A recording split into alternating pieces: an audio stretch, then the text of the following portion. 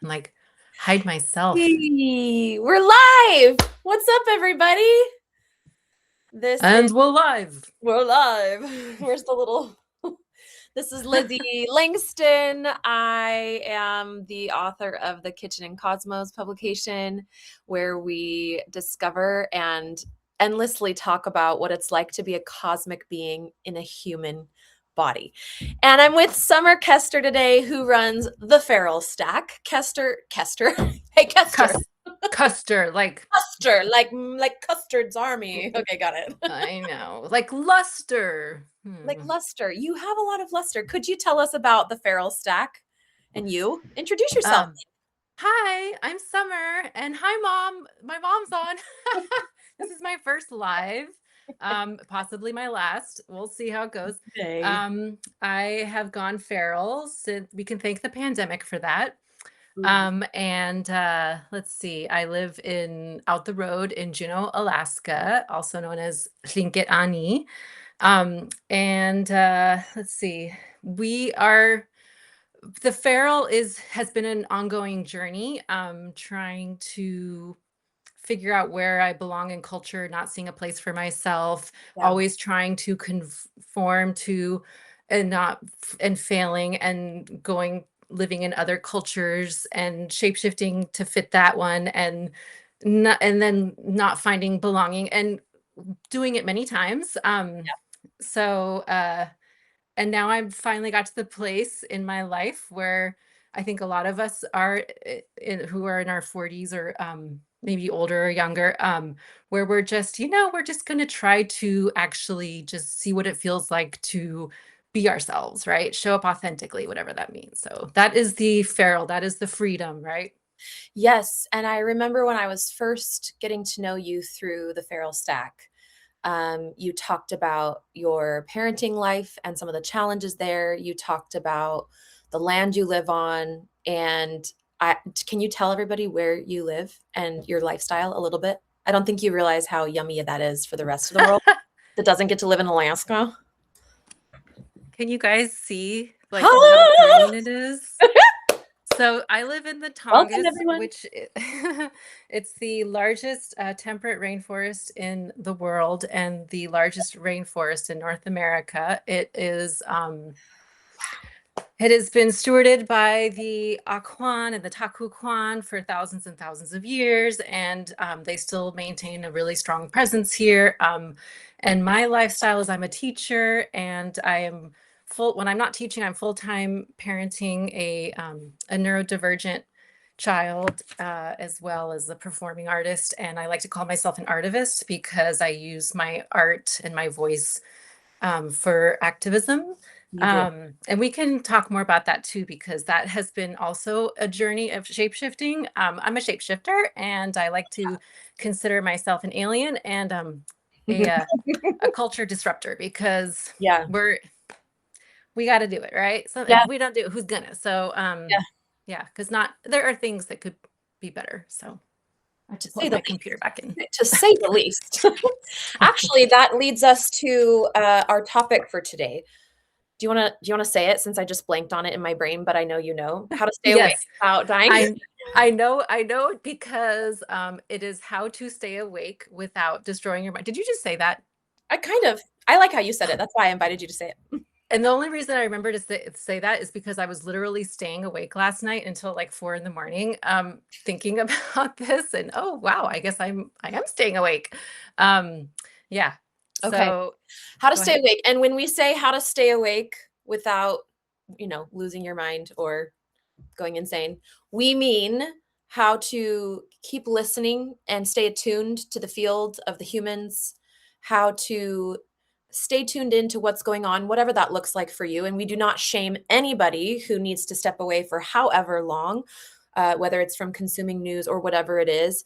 But it's how to stay engaged in how humanity's doing, but not lose your sanity. And that's actually really hard because sometimes what we see leads us to wonder if there's even a point, and we can go to jaded and we can go to hopeless.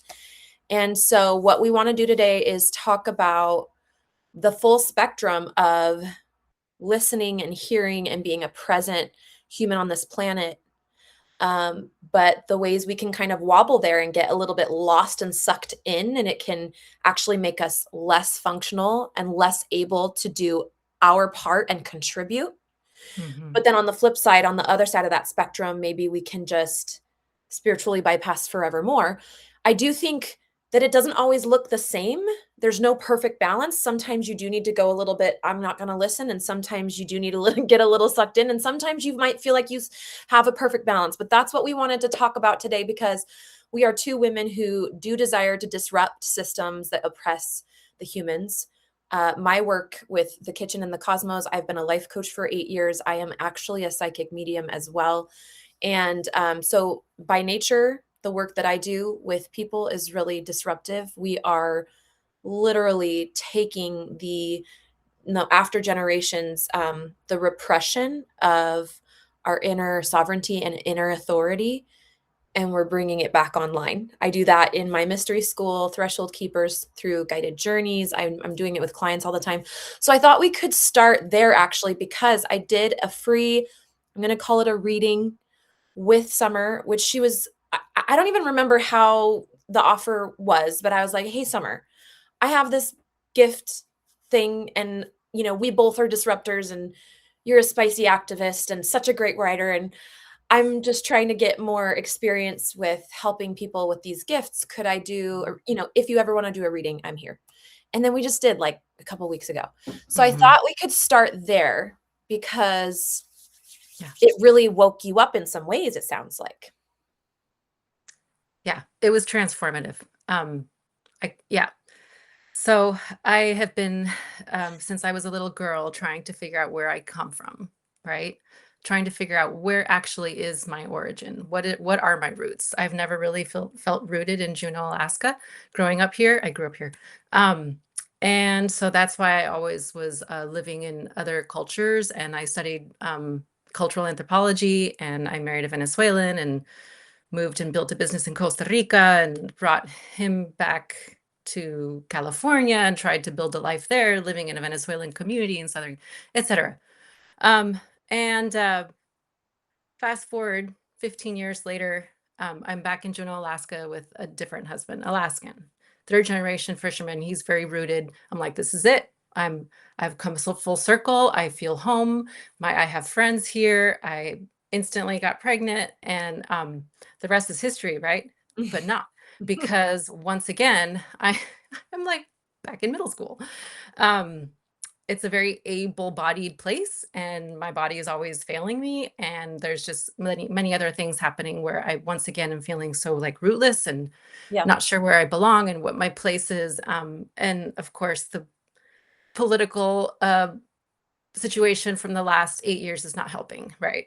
Because I mean, I am the other, right? I'm not the other. There's lots of others, but I I'm not mainstream white 80s bro bra with Mhm. the strong body like you're supposed to be in Juneau, Alaska. Mhm. And so looking for origins and never knowing my history and roots. And I think a lot of white folks deal with that, right? Like Bio Akamolafi is one of my favorite writers. He says that white people are uh oh my God, I'm losing the quote.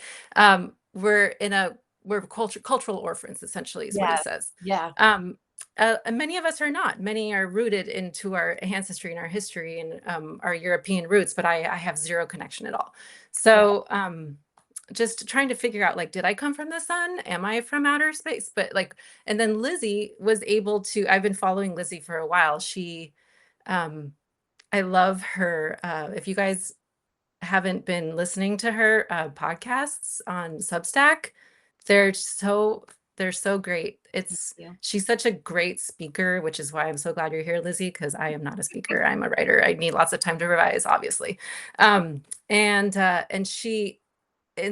everything she says has been speaking to me so much. She speaks about ego death and the way she's able to connect to connect through people to the things that we can't connect to sometimes. Like, what is that, 23andMe? Like, some people are finding their roots through 23andMe. Some people are even like going back to the countries. I can't go to Europe right now, right? That's just not a possibility.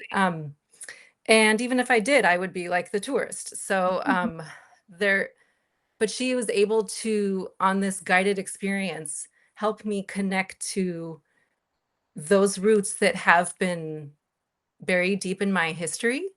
Mhm. And some of that was connection with the land, because she said that there are women in my lineage who were connected with the land, who, and I don't want to talk too much about that, but it's something that I've always felt in my body and in my bones when I'm out in nature, like this is home, right? The wilderness, this is my home.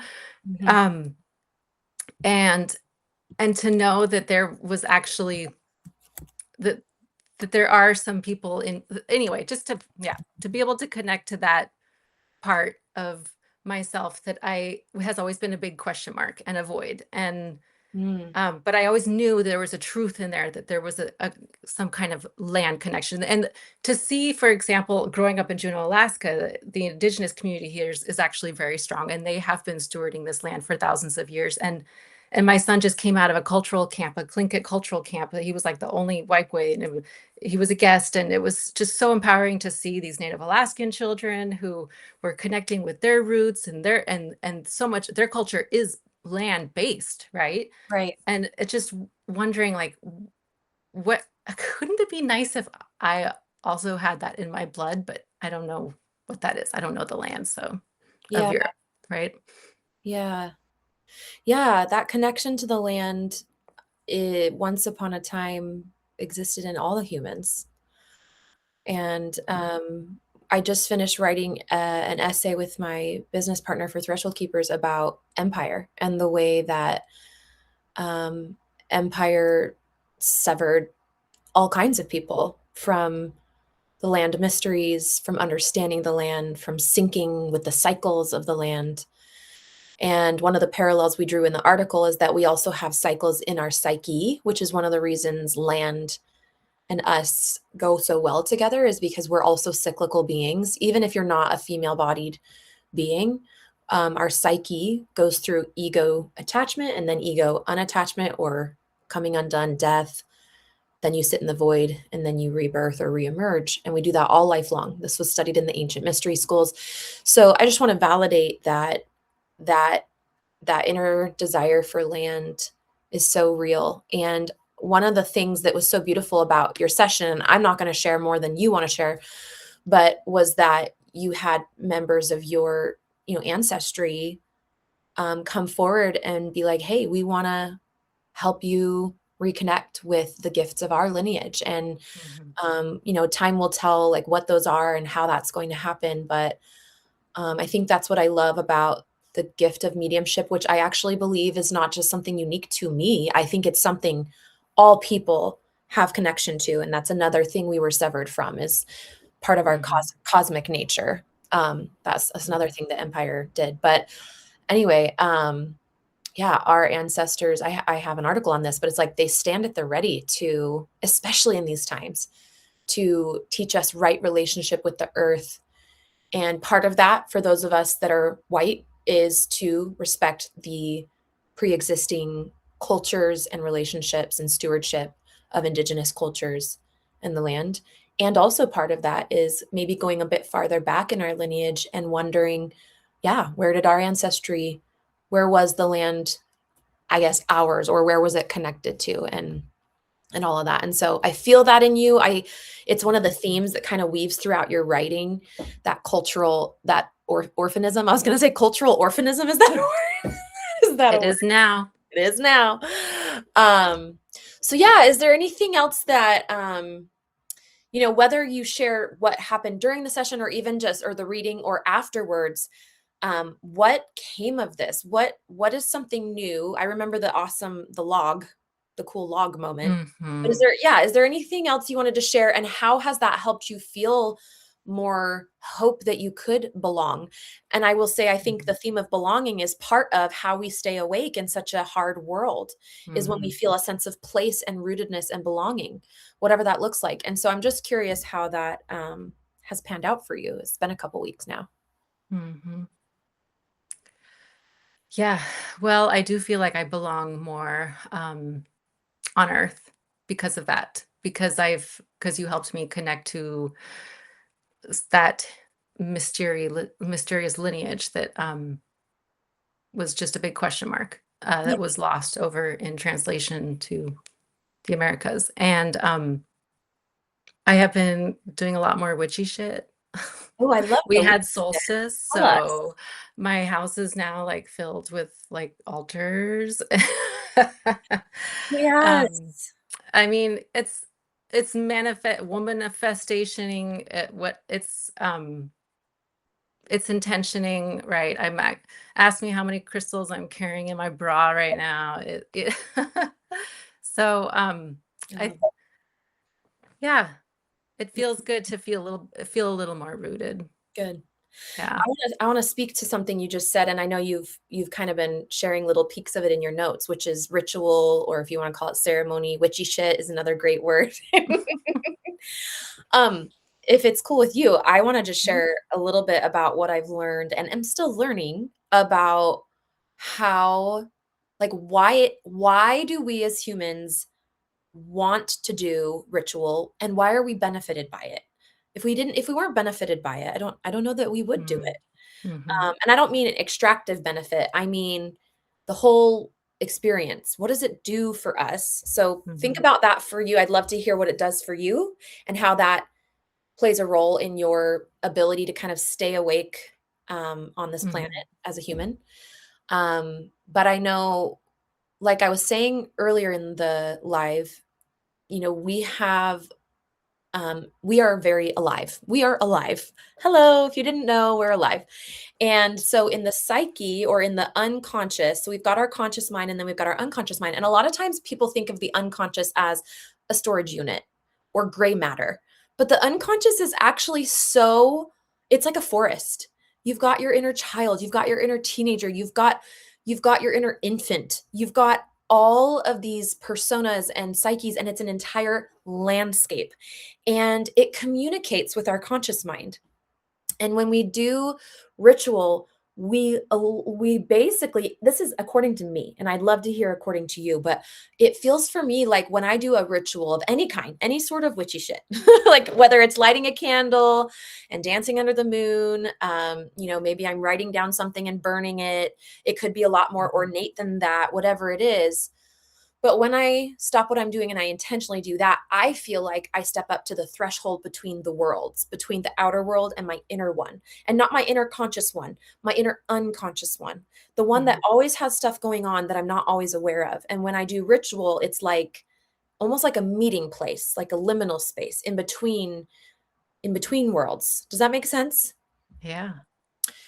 And so yeah, I think it kind of helps my inner world feel synced with the outer, and when I say the outer world, I don't just mean like what's going on in my life, but also the moon phases or the seasons or the Mhm. wind that's pushing past me, like that oneness. It brings us back to that. It gives us a chance to maybe enter back into oneness for a moment Mhm. when we live in Yeah. such a world of separation, which is so painful for our souls. Yes.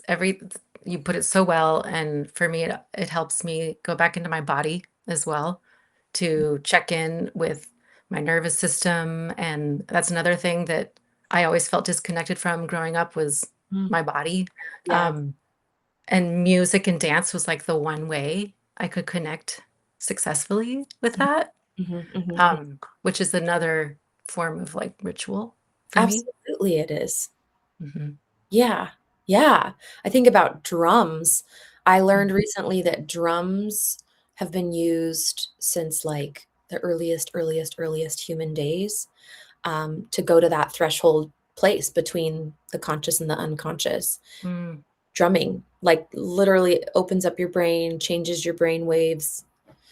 mm. S Just, like, the more I learn about how to live a happy life, the more I'm like, the indigenous people really just were doing a great job. We really no, and I don't mean we, but if they could have just not been disturbed.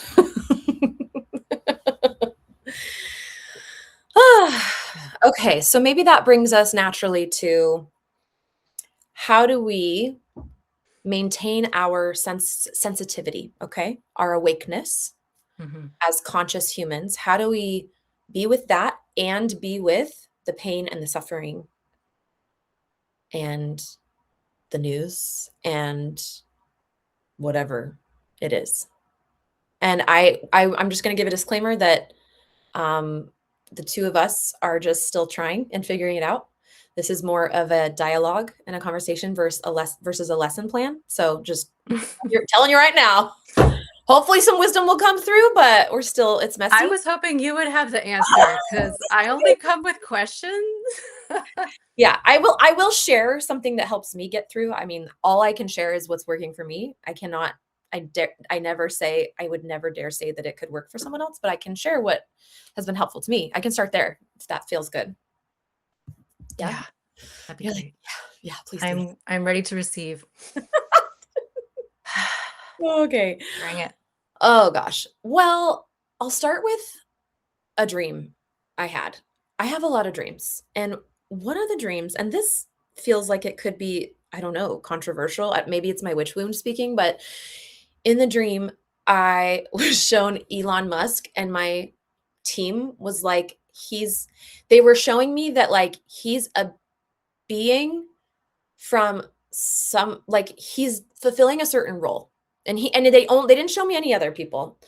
But it was the idea. I didn't get a lot of information, but I came away with it being like, oh, and I started to think maybe in one aspect we are playing some roles here together as humans. Mm, Maybe some of us have chosen to play protagonists, some of us have chosen to play antagonists, and that in that juxtaposition, we're going somewhere together. But that doesn't mean it's not hard and that real shit doesn't happen. And again, that could be a massive oversimplification, and used at the wrong moment or the wrong time, it could also be a very inhumane bypass of real lived experience. One thing I want to say when it comes to staying awake and conscious and also really not bypassing the world is that there's a time and a place to like zoom out and take maybe spiritual frames, and then there's a time and a place to stay present with the grief and to sit in the mhm. humanity, right? This is why I named my newsletter Kitchen and Cosmos. Like the kitchen represents the 3D, the human, the humane, the lived experience, our bodies, our nervous systems, trauma, memories, relationships, intimacy. And then the cosmos is some of those more spiritual frames and the greater questions of why are we all here and where we're going, and maybe there is a purpose and stuff. And I think it's so important that they stay together, that there's an and. Um, Mhm. Number one, because the spiritual frames help me carry the grief, but then carrying the grief helps me um, stay plugged in and be of service and be motivated to do something, which I think is Right. important. Yeah. That Yeah. is my first pass at it. Your turn. And I'd love you 2 guys to things. put in the chat too if you have any things that really work for you. Yeah. Well, I love what you're saying about like the purpose of the grief. And this last year, I just was full of so much rage. Mhm. And I know it's really common. They say perimenopause is coming of rage, but I Mm. feel like there's a purpose for that too. And my friends are like, well, you can take HRT for that. And I'm so happy that they are working through that because it can be all consuming too and really toxic. And who wants to sit in that all the time? But at the same time, I believe there's a purpose for the sacred rage, right? Yeah. It's that is gives us the fire to burn shit down so we can build something new. Yes. Um, and same with the grief. And I like what you were saying, how you were presented with. I'm sorry that you had a dream about him, but he serves a purpose because you're bringing up some ideas that everything in our life is a lesson, right? Mhm. Serves a. I don't want to. I hate, like you said. I don't want to romanticize adversity, and some things we can't explain, and some things just shouldn't happen at all. Mhm. But I Mhm. still think like about the hardship I've gone through, and how each of those things was a lesson, right? Yeah. Um, and maybe, for example, if we're going back to Elon Musk, maybe the fact that he just became a trillionaire is, we just have to look at it as like, what is this trying to teach us? What is this showing us, right? Yeah. What can we do with this? This is the maybe this is the catalyst for this culture rising up and saying, you know what, we're going to do something about this finally. This is ridiculous. Yeah. Nobody should have $1 trillion, right? Yeah. When we can't even like afford to give our teachers a freaking pension in the state. And Yeah. we can't, and we have like 25% of the positions are unfilled of teaching positions in Alaska. I had to pull my daughter out of public school because she couldn't get enough para support. And Yeah. meanwhile, Elon Musk is sitting anyway. So No, it's devastating. so And maybe that is, yeah, that's what I got.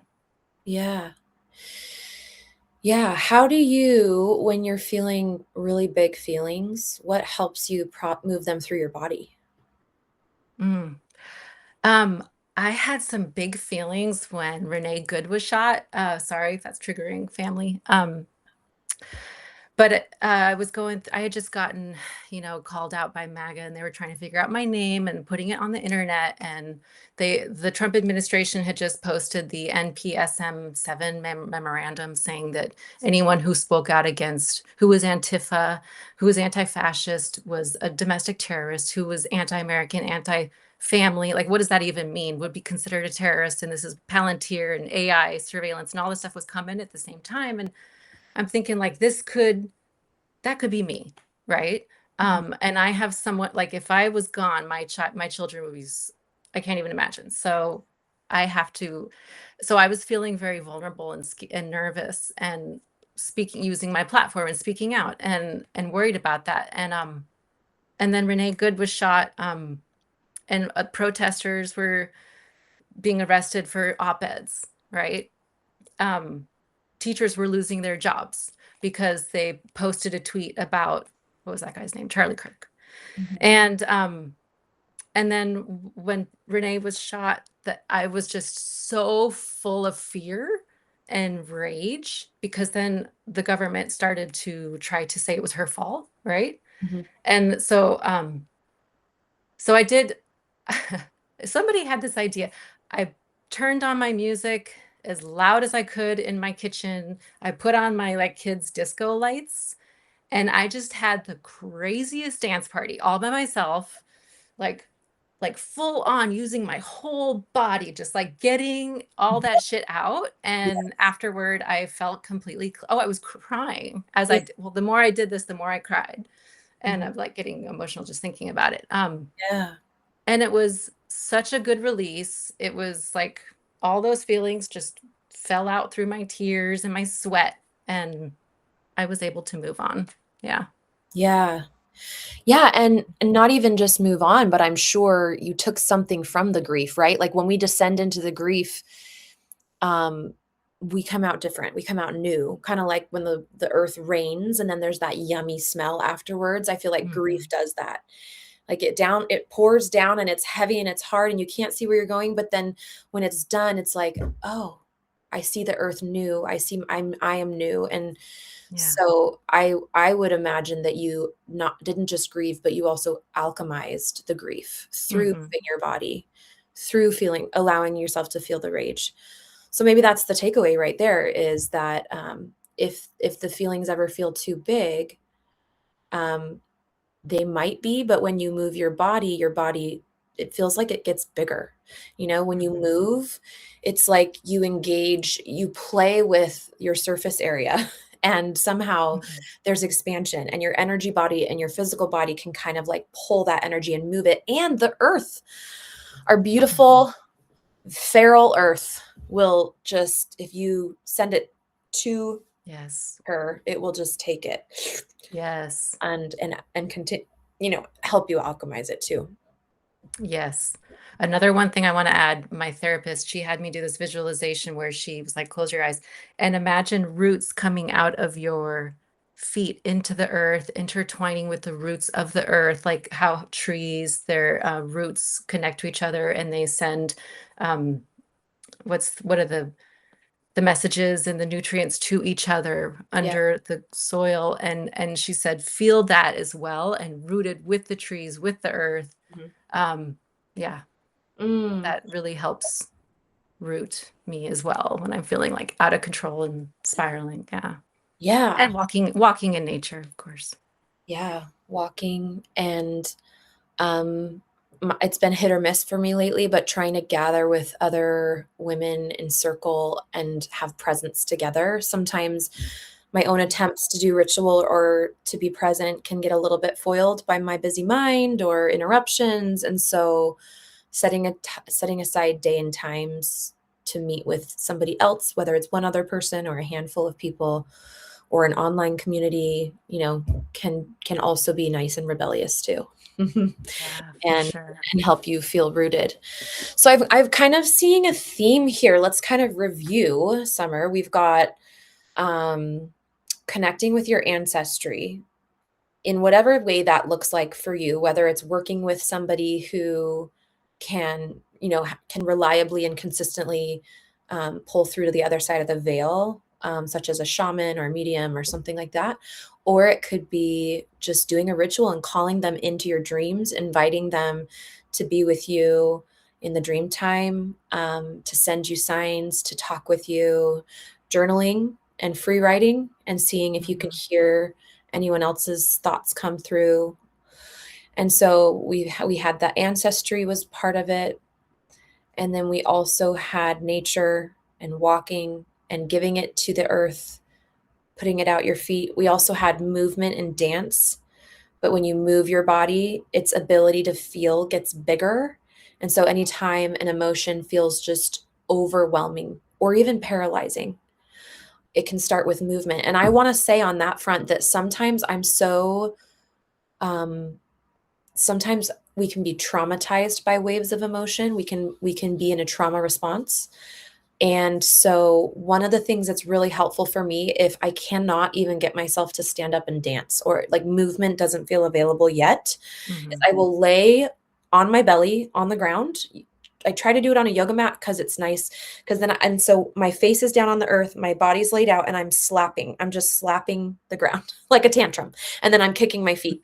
And so I kick and slap just like literally just like a toddler would. And it turns out it's really, really regulating, which is probably why they naturally do it. Wow. Um, but that's also one that if I'm kind of shut down, paralyzed, freeze response kind of a thing, which can Mm. happen. Um, that's Yeah. that's one of my favorites, is I just lay on my belly, and sometimes I just lay there for a while. But even the act of being on the earth kind of starts the release, and then it's like might even just be like one finger, and then it's like a hand, and then Mm. it's and then from there I might do some stretching and whatever, but yeah, Mm. trusting your body to be um, able and a vehicle to move things through is a big one. Mm. Okay, Danny said, when I get caught up in everything that upsets me in the world, it helps me to remember that I have a safe place within me. I love that. I remember that I am safest with myself. Ritual helps, going out in Mm. nature, connecting human to human, prioritize inner safety. That's beautiful. I love that. Thank you Thank for you, sharing. Danny. Yeah, and Amy said she cries a lot, Mhm. which is so helpful. Never underestimate the power of a good cry. Danny, your comment made me think of the book called Self Help, by Gabrielle Bernstein, or even just internal family systems therapy. But learning how to know the different parts of you and how to find your true self versus your wounded selves, your protector selves. Because our wounded ones, they continue to wound us, not because they're trying to, they're just trying to overcompensate and protect. And so if you ever feel like your internal dialogue is toxic, learning a little bit Mhm. about parts work, and um, they call it self energy. But I really loved the book Self Help by Gabrielle Bernstein for that. What else? Okay, Amy said, when I'm very anxious, I lie flat on the floor on your rug. It's very on the rug. It's very grounding. Yes, I've also heard of those. I'm going to forget what they're called, but it's like a yoga mat, but it has copper wire in it and things that are even more grounding, and like ground up crystals. I'm not going to remember what they're called. Anyway, I've heard Okay. infrared lights are awesome, but thank you for your vulnerable shares, Summer. That was really, really beautiful. What else? Are there any questions too? If you guys in the chat, like if you want to do a little problem solving, we're happy to. I mean, we're not experts by any means, but we got some good. We got like 70 years together, maybe under our belts, 75 years. Got some wisdom. I will say I deleted social media. Well, then I had to put it back on again, but I deleted it long enough to get out of the habit of looking at it because every time I would look at it, I would just, oh, my nervous system, the news on this outrage and fear. I mean, that's pretty much what fuels the algorithm. Mhm. Um, but then I also am debating like, well, but maybe I need to be connected to that spiky side of me so I can get out there, right? And get back out there and shouting still, like making a difference because now I'm kind of like retreating and it feels good, but I'm still bothered by how that's just continuing to let the status quo keep status quoing. Yeah, no, I hear what you're saying. It sounds like you're saying, you want to do some you wanna contribute, but sometimes the act of learning about the context in which you would contribute is actually damaging to you to where you have nothing left to give. Is Right. that what I'm hearing you say? Yeah. Yeah. Yeah. And that I think that comes that is where self-attunement is actually a form of activism, right? If you think about it, Mhm. being attuned to yourself. If you are not attuned to yourself and you're always reacting in whatever the emotion is, even if it's from a really good place, but if you've lost your own center, then where does that leave us? Where Mhm. do we draw from? Right? Where do we get inspiration from? Where do we get our awesome ideas from to do better, to contribute? So it's not like it's wrong to feel strongly about something, but it's also not wrong to cocoon and take care of yourself because we can't move faster than our own healing, I guess is what I'm trying to say. Even if we love the world and we want to, like, it does take a full team effort and it's not a one man show.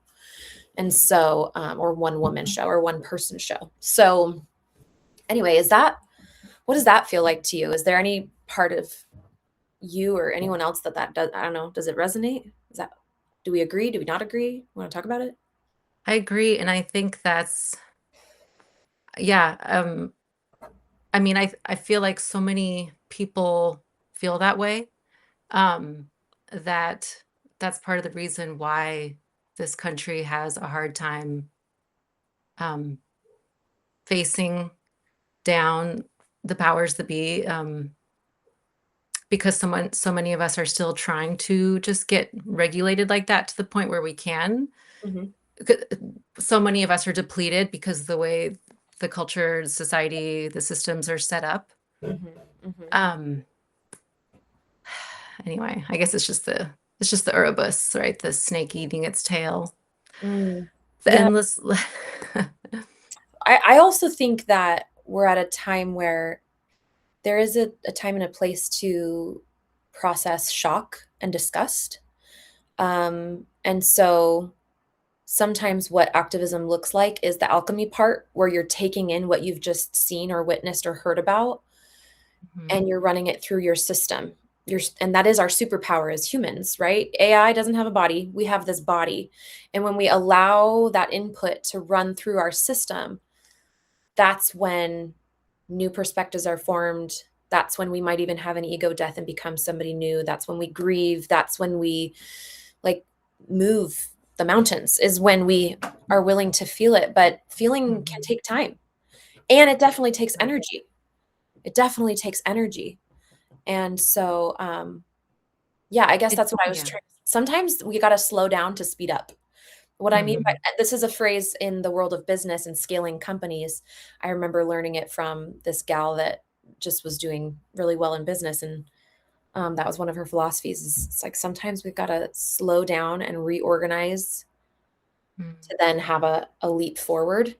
Um, anyway, that's one of the premises behind the mystery school, the work threshold keepers that I do is like, of course, we want to get out there and make change, and we should be looking for those opportunities. And sometimes what needs to happen in order for us to do that effectively is we need to take what we've seen. We need to maybe have ourselves an ego death, maybe be like, wow, the world isn't what I thought it was. I need to take that in for a minute. or a Mhm. day or a month and process that. Mhm. And while you're processing something, somebody else just processed something and they're out there pushing Yeah. for a better world, right? And we're all just like doing it together. And as long as your heart Yeah. is really genuinely there, I think we've got to rest in that and be okay Yeah. with that. I don't know. Yeah. What do you think? That resonates. Okay. And that's piggybacking off of what Danny Levy says when she says we cannot be on all the time. Reducing social media and the news is so important. Think of what happens when you don't take time for yourself as a parent. What happens? Mhm. We cannot be there for our children. The same thing goes for the world. Mm, Slowing down is more effective before we fall or drop completely. When you feel like overwhelm is coming on you, slow down. This is prevention. yeah. Yeah. Right. And it Yeah. also reminds me what you when you did my reading, you said like as far as the writing goes, it's there needs to be not only like what we're responding to and reacting to, but also where we're going. Like there has Vision. to be what's that? A vision. Right. A vision That of needs to the be world. part of it. Yeah. Mhm. Yeah. Yeah. Do you want to share a little bit about that? Like, or what did you take from it, or what did you understand with that? Yeah.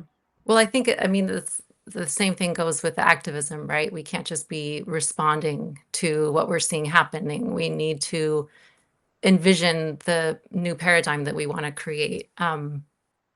And that's the hope, right? The lesson is always hope. I mean, that's why Obama like harnessed our imagination so much, right? Mhm. He was Mhm. hope Yeah. um, of a better world. It sounds cliche and cheesy, but it's the truth. Mhm. Yeah. Yeah.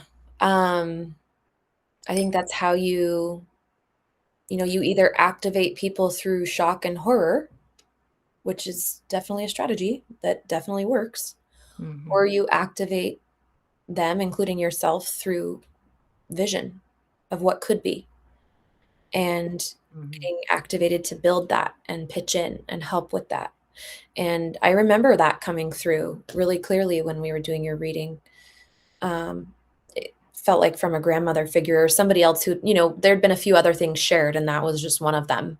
Hmm. It was definitely wisdom. But that, yeah, for any of you all who are trying to figure out how you can contribute, I think all of us want to be asking ourselves that question. And I would just ask if you're not sure the answer to that question or you're still evolving it, you can always just think about what vision of a future potential really lights you up. Hmm. And what if you could get serious about that and thorough about it? And then so here's the present day, here's the future that you want to see. Like maybe it's a future where all whales are protected. Okay. So then you work backwards, baby steps, baby steps, baby steps, baby steps, baby steps till today. And then you just start talking about it and teaching on it and asking people to join you, right? Inviting people to action.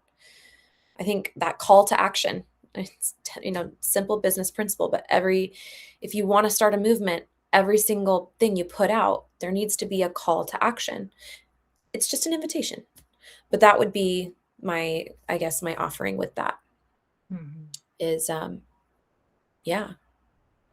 And I really believe that those desires and those visions in us, I really feel like we were born with them or they're part of our I guess our destiny or our purpose. And so it's serious. It's not just playful or imaginative. It's Hmm. like that's how building something different starts. That's how consciousness rises.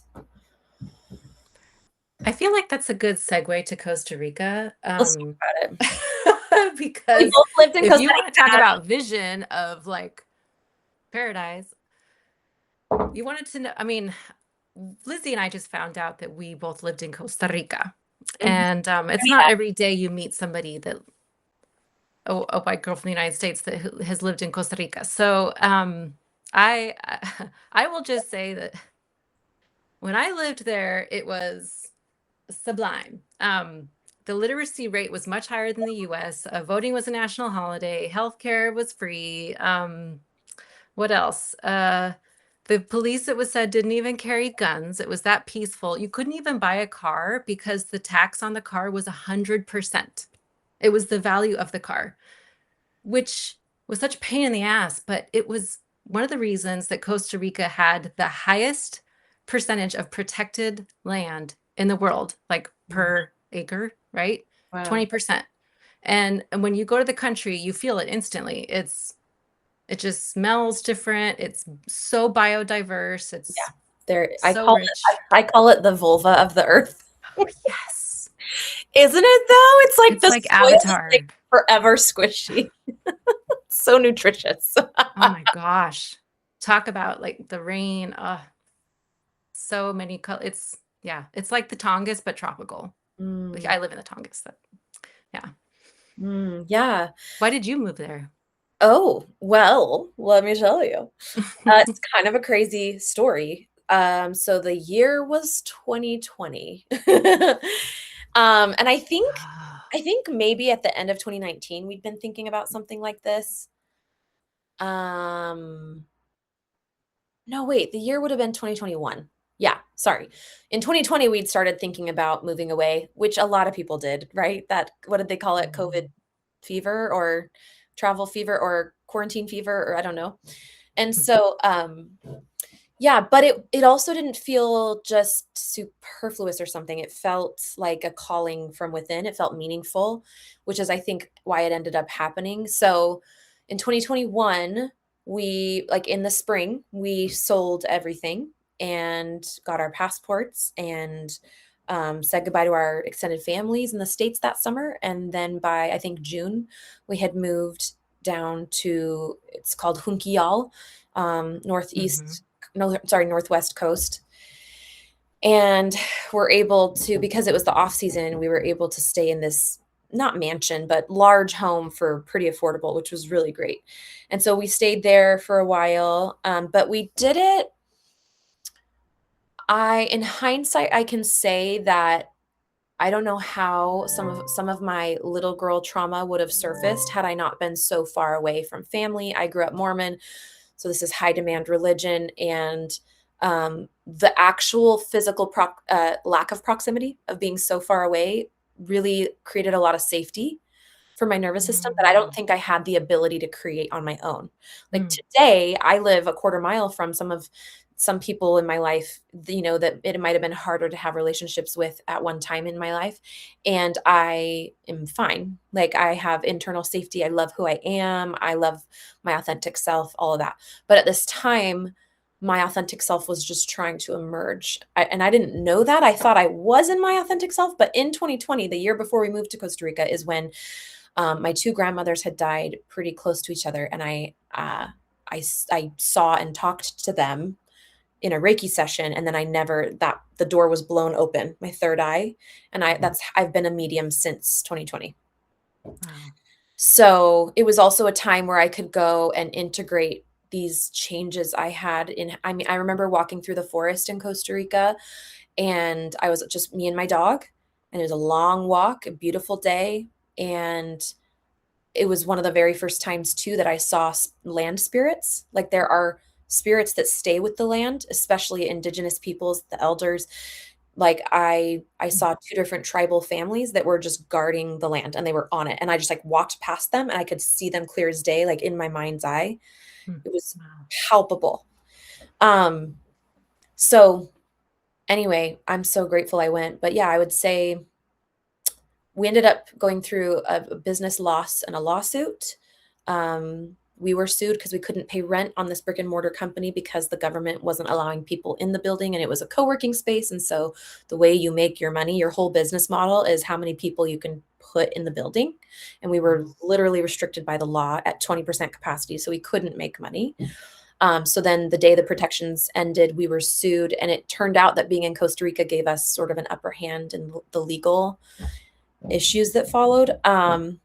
So yeah, I don't know. I just know we were being guided because it ended up being wonderful to be there and a deeply spiritual and feminine awakening that I experienced while there that had started in 2020, but I had the safety and the space to really do that. I also felt, I mean, I read a book while I was there called Mary Magdalene Revealed by Megan Watterson, PhD. Yes, love her. Yeah, and Yes. that broke my Mormon shelf. That was Mm. I mean, I had Mhm. been ever since my psychic awakening, there had been a lot of cognitive dissonance because I was experiencing like flashes from past lives and I was talking to dead people, and none of that was really okay or even in accordance with the doctrines of the Mormon church. And so I was already struggling and it was already hanging on by a thread. But when I read Mary's gospel, Mary Magdalene's gospel, and I realized that the church never put it in the Bible, even though it was found all these years ago, I was like, ouch, I'm out. Also, I knew when she said there is no such thing as sin, like I knew that was true. Just knew it. So, yeah, that's me in Costa Rica, and we lived there for 7 months. Wow, that's so cool. What about Would you? you cons Oh, go ahead. I was just gonna say, would you consider that like an ego death that you experienced while Yes. I mean, what a beautiful place to hold that, right? Like, that's Yes. where you wanna be in the void because and especially reading that book and Danny, your daughters were born there. Oh, we have this connection. You Hi, guys should Bob. check out Danny Levy, by the way. Yeah, I will. Yeah.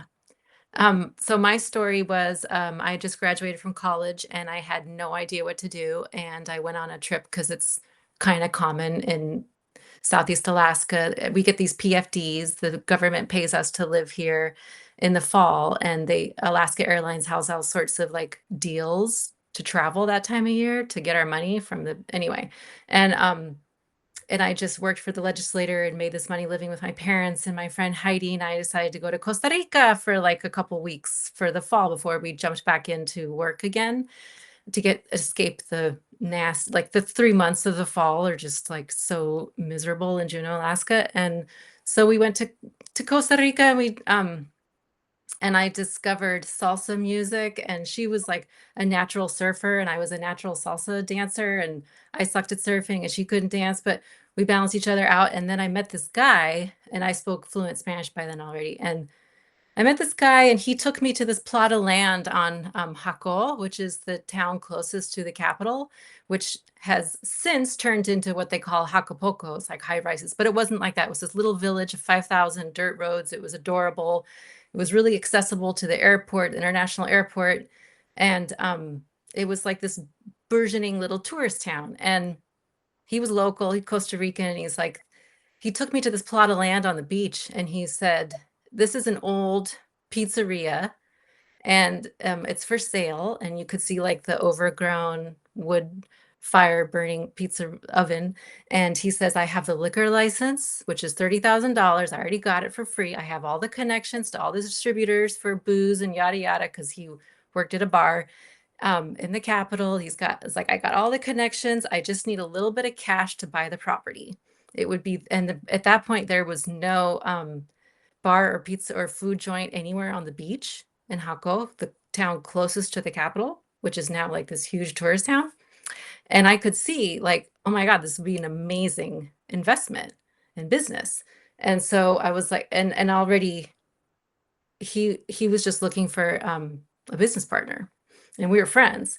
And and so I went back to the United States and I continued to work, and I took a business 101 class, and calling him on the phone because I could already tell that Costa Rica was like paradise on earth because of all the things that I mentioned earlier. Right. And it was a place that I just not only like intellectually was it a good idea because of all those reasons, but just the vibe. Everyone there is just pura vida, right? Pura Mm, vida is pure life, and it means hello, goodbye, and you're welcome, and thank you, and everything is pure life, pura vida, and you're so embodied in Costa Rica, and people were so wonderful and kind, and it was just it felt like this is the best way to live. This is the vision that this is the world I want for everybody. This yeah. is the world I want to live in. And having grown up in Juneau, Alaska, where it's like I'm always cold and wasn't really sure how my body fits, this place felt like it fit me really well. Mhm. And so I took the business class. I built 100-page business plan, um, calling him, getting all the deets and stuff. And it had us breaking even within a year, and I sold my car and I saved up money and I bought a one-way ticket to Costa Rica. And that's how I ended up there. And the rest is a whole other story, which is I'm not going to go into here, but that's how I ended up there. And then I ended up finding that business didn't work out because when I got back to Costa Rica, he started to kind of go downhill a little bit. Oh, shoot. Yeah. He got kind of mixed up in some stuff. But then I met another guy who ended up becoming the man that I would marry. Wow. And we built a business, a different one, and he was the Venezuelan. And then eventually we married, I brought him back to the United States, got him the visa, eventually the green card. Yeah. Yeah. So, Wow. You've lived a lot of life in Costa Rica. mhm. That's so cool to hear. I'd never heard all that story. There's a lot more to it. That's why I wrote a book. Can we play a book, please? What book is this? Oh, the book, well, right now it's with two different agents. I'm still seeking representation. I've been doing some querying.